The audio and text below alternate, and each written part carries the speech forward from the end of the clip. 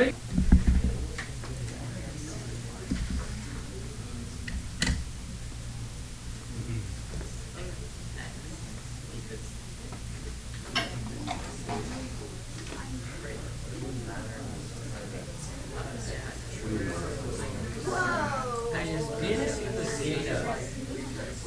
wait, no, there's 2 and 3.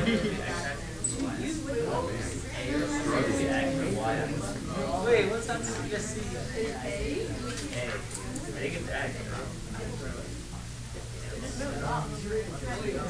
Yeah, it moves up and goes.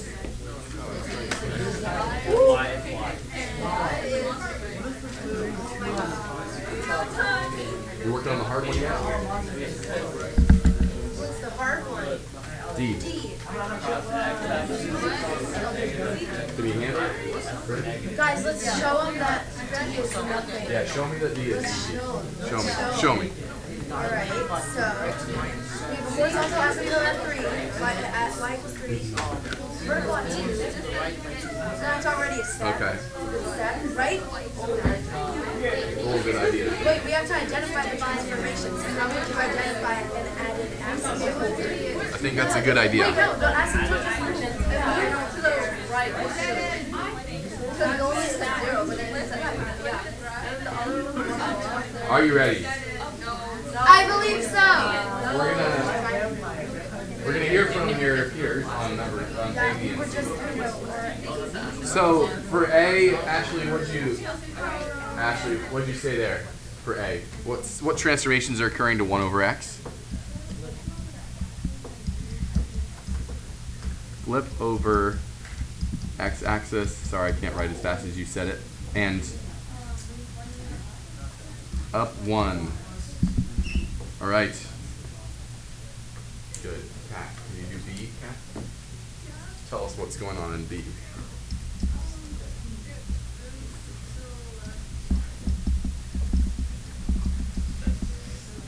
And Ananya, how about on C? What did you say there?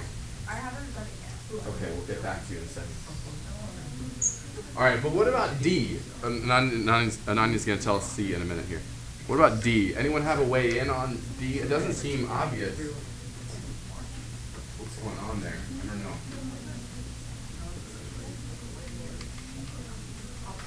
Do you know anything about it? Tell us something inside. The horizontal asymptote has gone up 3 units. Okay, so maybe there's like a translation up 3. Well, maybe. I don't know.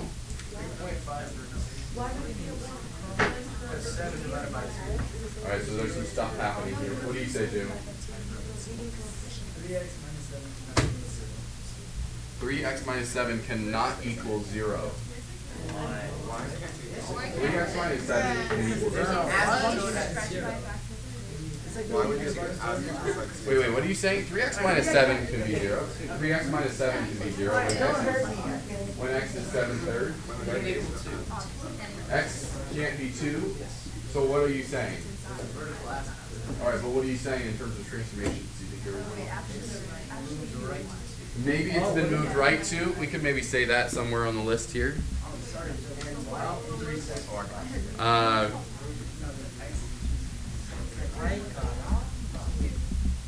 Right to is on the list. True. Anyone else want to venture a guess? What you said? What do you think, Steve? I don't know why you say that though. How did you get that? Reflect over the x. I like dividing x minus 3x minus 7 by x minus. Whoa. Slow down. What did you say? You did what? You, oh, as in like this says, I gotta make sure I read this out loud to make sure I understand what you just said. This says, you're saying 3x minus 7 divided by x minus 2? Is that what you're saying? I do know how to divide. You're right. You're right. I do know how to divide. 3x minus 7 divided by x minus 2. Let's do it. Let's do it. I think she's right. I think it's a good idea. Just for fun. Just for fun. Let's try it. Do we get 3? Yeah, that's good. You guys are doing a great job. Keep up the good work. And a remainder of 1? There's a lot of really heavy algebra here. I don't really want to scare anyone away. Okay. Oh, it's negative. Negative 1. All right, so what does that mean? We can rewrite this as, what's the quotient? Oh, it's downward. 3, Minus 1. yeah, minus 1 over x minus 2. If anyone wants to check our work on this division, how would you do that? Could you figure this out again? Could you make sure it actually works? How would you do that? Could you add them back together? Is this really the same expression on the right as on the left? Yeah. Add it back together and see if you're not sure.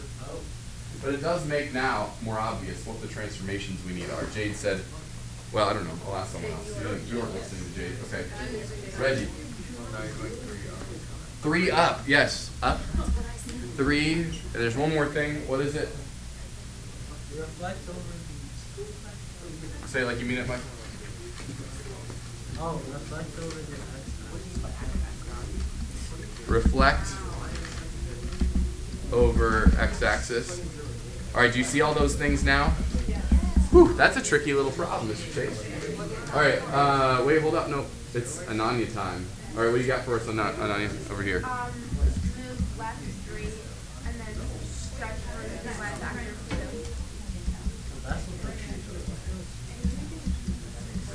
2. Okay, now I'm ready for your question.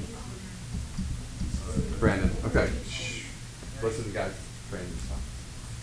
So you see how it's like 3 plus 1 negative 1 over 2 x minus 2, right? Like, how do you turn it back into the other one? How do you turn it back into the other one if you wanted to check your work, he asks? Respond to that, please. Renata. Wait, never mind. Because okay, x minus He doesn't need you, Renata. You sure you're okay? Yeah, combine the terms by finding a common denominator. By the way, it does make me think, too. I have a fun way of if you don't like long division or synthetic division or any of that stuff, I have another fun way to divide that you might like. Are you ready? If I'm looking at this, check this out. This is gonna blow your mind. What would you like this to be? Wouldn't it be fun if this was a, oh, I don't know, that? Yeah. Wouldn't that be fun? Wouldn't that be fun? Whoa, wait. All right, it's not. That's the lie. That's a lie. But now it's not a lie. Do you agree? We just did the division, didn't we? This is 3. You see that? That's called wishful thinking, right? That could be. You can. This generalizes a little. That was an easy example, but this works for even quadratics and crazy division problems. You can do this. Just keep applying wishful thinking, multiples of the denominators in the numerator, and then apply what the consequences is, and then clean it up, and then keep doing that. Yeah, in the end, it's really just long division. It's the same thing. Yeah, just share. No. Okay. I don't know. The ball's in your court on this one, Shashir. I think. Do you agree that this is the equation we're looking at? Yeah. Do you agree that this equation is a reflection over the x-axis and up and right too? Yeah. Okay, and then do you agree that for any function, if you do 3 plus that function, it's a shift up by 3? Yes. Cornered. I think the y-intercept. The y-intercept is not 3. The y-intercept is 3.5. I agree. Yeah. Yes. It's happening. For someone. Can't you just do that a lot quicker by examining the leading coefficients and dividing them by each other? Yeah, maybe you saw that it's 3. I mean, in fact, any linear divided by linear, the quotient is going to be the leading coefficient. All right. Speaking of rules and thoughts about rational functions that you once had, let's see how much you remember as a table. Talk to your group members. Can you come up with for this first nice little example? Can you come up with any of the information you know about this guy? Everything you can. Really, everything you can, just short of graphing. Yeah.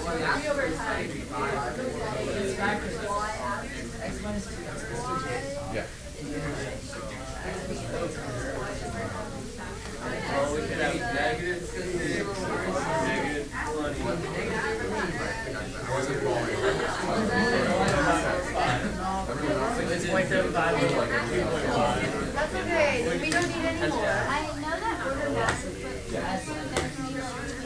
Alright, let's do it. X squared plus x minus 6 over x minus 20. Let's start with factoring. Coming back to it. Alright. X plus 3, x minus 6. X plus 3 Negative 5, positive 4. Yes, and then 5.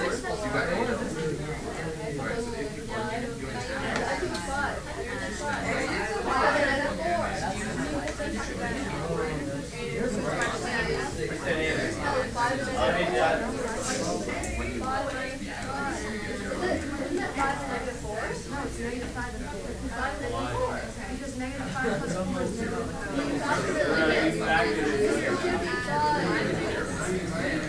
If you factored it wrong, it doesn't fit in that. No, you factored it right. No, bro. Okay, think about it this way.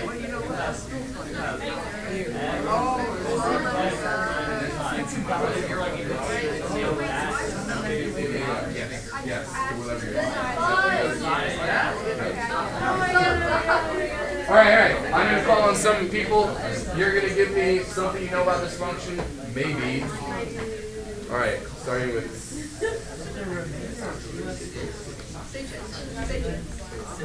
Actually, not helpful. suck out. I know. Hey, suck it. Alright, give us. Hey, wait, calm down. Give us anything you want to tell us about this function. Go. Y intercept is that? Say it one more time. 0, 3/10. He says. How did you get that? Just like any function, yeah. Plug in 0. Okay. Give me another one. Caleb. Where do I keep this? Where's Caleb? Sorry, I moved you guys recently. Go ahead. Vertical asymptote is that x equals 5 and x equals 4. Call them VAs. That x equals 5 and x equals -4. Say you. How'd you get that? Factor in the bottom. Okay, and that gives. X minus 5 and x plus 4. Aha. Okay. We're going to come back to that in a minute here. But I think those are correct. I think we're doing okay. Give us something else. We're kind of coming down to the wire here. I don't know how much is left here. Brandon, can you give me something else? Can you give me either the x-intercepts or the horizontal asymptote, if there is one?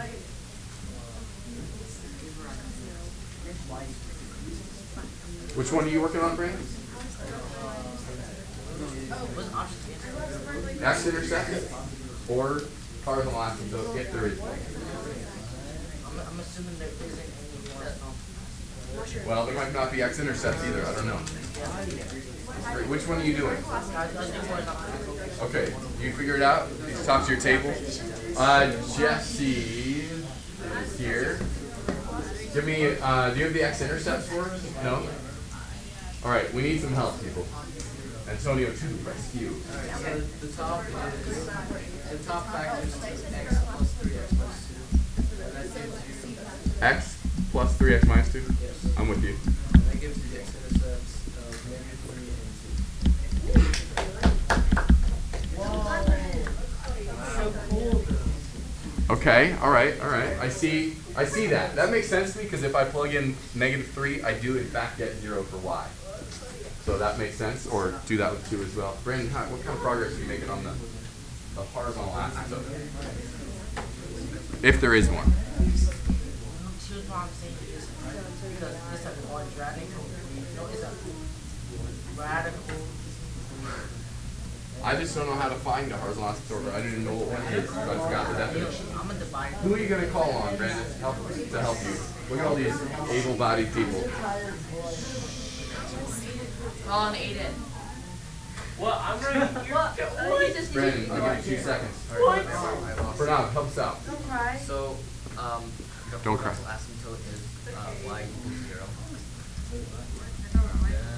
Oh, there's dissension in the ranks, Pranav. Uh-oh. You going to call someone else now?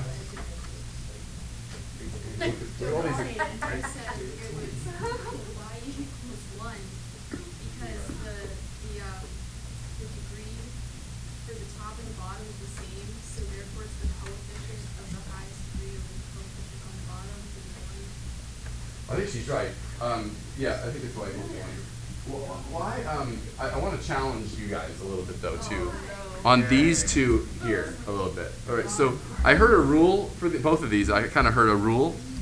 Can we just go back to the definition for a second though of both of these? These are all right answers. I'm not saying they're wrong. I just want to make sure we're clear on why these are what they are. So for example, for a horizontal asymptote, why does that rule work? Does someone explain? Why does that? Could we do this without the rule? Like if someone didn't have the rule for us, like it came down from the math gods, could you have figured out what the horizontal asymptote without someone like giving you that rule? Neil's gonna help us out. What do you think? So, if for a horizontal asymptote, if the degree on the top is higher than or if the degree on the bottom is higher, then like at the higher the numbers you go to, the lower, the closer it will become to zero or to. Wait a minute. You got a really good start though. I like where you're going with what you're So if talking the about. degree on the bottom is higher, Okay. then the higher the number you go to, the closer it will be to zero. Okay. If the degree on the top is higher, then there will be no asymptote, horizontal asymptote. Yeah, and so y will go to what? Yeah, infinity or negative infinity or something. Yeah, it doesn't have a horizontal asymptote. What about? But it really, what y goes to is the discussion, isn't it? Yeah. And you want to add something to that? Sorry. No, maybe so. Well, and then what about if they're equal? I like that idea though. What's the definition of a horizontal asymptote going back to like early on? Oh. Okay. You want to say, yeah, why does it make sense if they're equal? But like, so if you have like infinity and then you Logic. if you have like infinity and you add 3 to that, it's still pretty much infinity. And then if you do the same thing, infinity minus 2 is still pretty much like 2 times infinity. So you're like saying the end behavior of this rational function just is dominated by the beginning part of the numerator and denominator. So like, because they're all pretty much equivalent to infinity, if you put in x like 3, 2, and then 5, like that's not going to be the difference. You're basically doing 2 times infinity divided by 2 times infinity, which equals 1. Okay. Or you mean infinity squared? Yeah. Yeah, it's going to be like infinity squared over infinity squared or something like that. I don't know if we're allowed to say that or not. The point is, though, do you understand? The definition of horizontal asymptote back from like unit 1 is what happens, what's the limit of r of x as x goes to infinity, right? Isn't that the definition of a horizontal asymptote? Okay? So what happens when x gets large? If you're not sure, I don't know, if you don't have rules already in your mind, why don't you just try plugging in a million in your head and see what happens? Don't you agree that this is going to be pocket change over here? We'll get million squared over a million squared approximately, which is about 1. What about the vertical asymptote? Why do we get vertical asymptotes at those places? I'm going to put you on the, you need to be ready with the definition here, Julia. Okay, go ahead.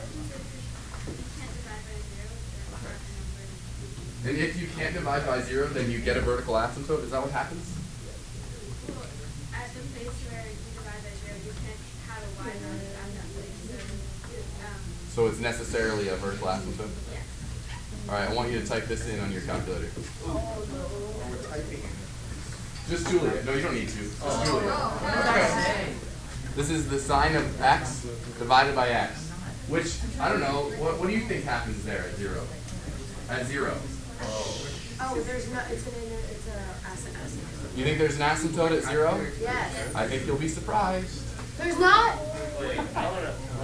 I just want to make sure you're clear. It's not really about whether you're dividing by 0 or not, I don't like this game. or whether it's undefined or not, is it? Time out, I quit. I need checking. It's not really about whether you're dividing by 0 or not, is it? What's the definition of a vertical asymptote? It happens when what? When what happens?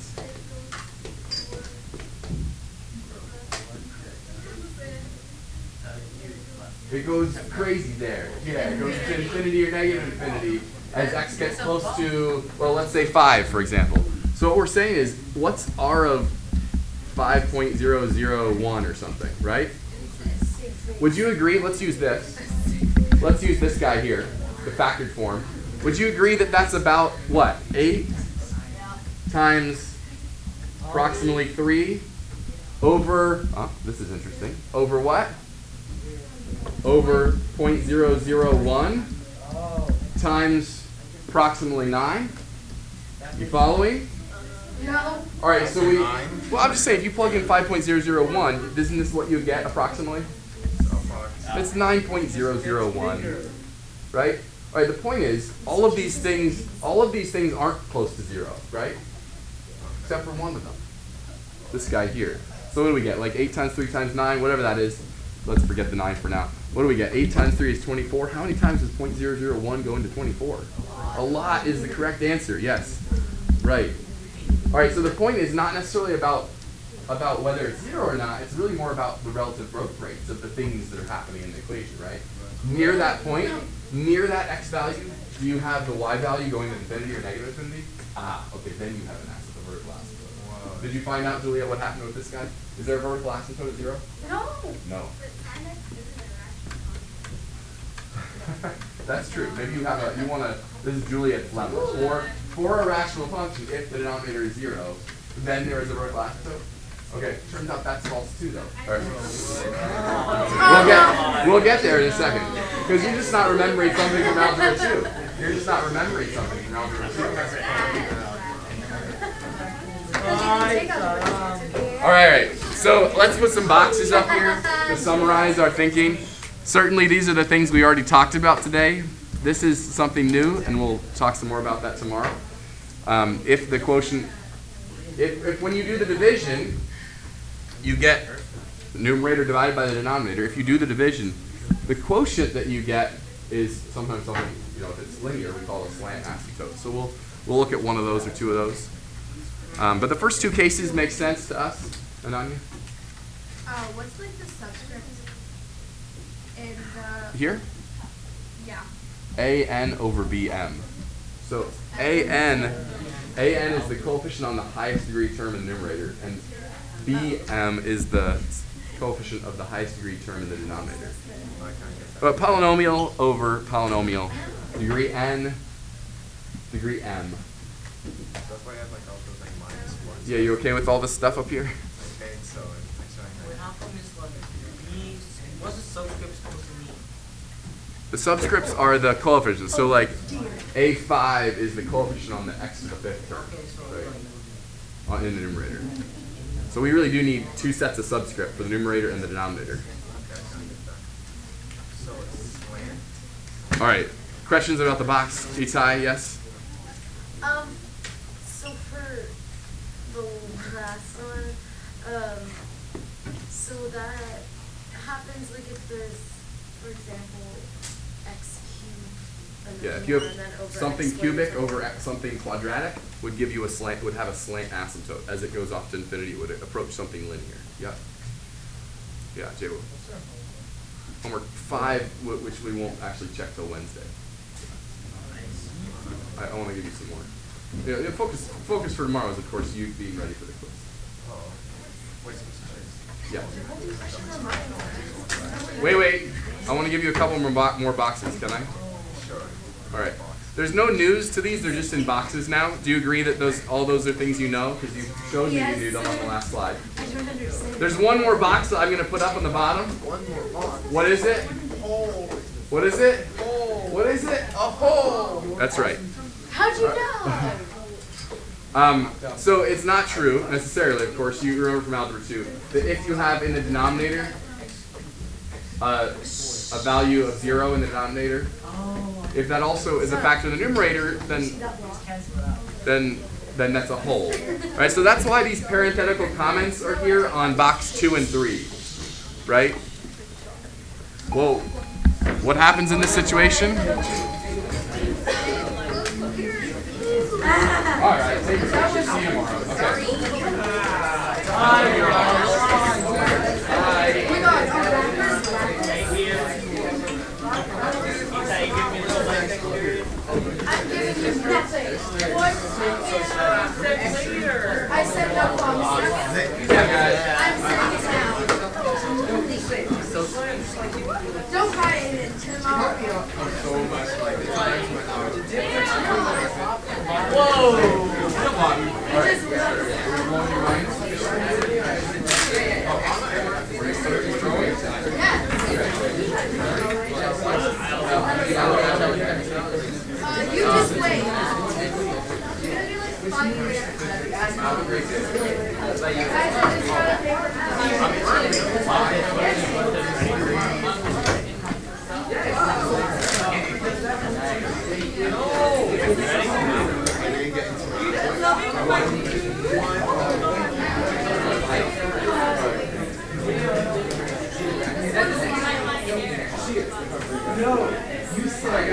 See you tomorrow. Have